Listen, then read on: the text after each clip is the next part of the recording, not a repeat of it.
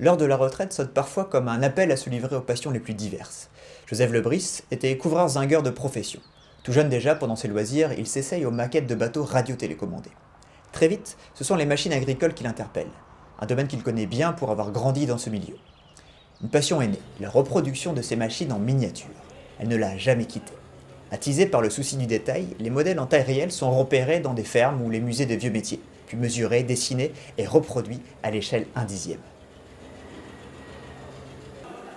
Pour parvenir à ce résultat de haute précision, Joseph a été amené au fil du temps à fabriquer et adapter ses machines d'atelier à l'échelle miniature de ses maquettes. Il possède aujourd'hui des mini-tours à métaux, de petites scies circulaires, un modèle moyen et une autre plus petite encore, pouvant atteindre d'infimes épaisseurs. Il travaille le bois, l'acier, le cuivre, mais son métal de prédilection reste le laiton. Il utilise ce dernier principalement pour la qualité de la présentation du travail fini et pour la solidité des soudures qu'il fait à la brasure d'argent. Joseph passe de nombreuses heures dans son petit atelier à la création de ses maquettes.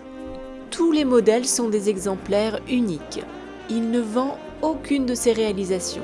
Elles font partie de sa collection privée qui voyage et s'expose à la demande au gré des fêtes et des manifestations, pour le plus grand plaisir des plus jeunes et des nostalgiques du travail agricole d'avant les années 60. Le travail de Joseph est largement reconnu. Lors d'un concours européen de modélisme, il a même remporté un épi d'or, la plus haute récompense dans sa catégorie.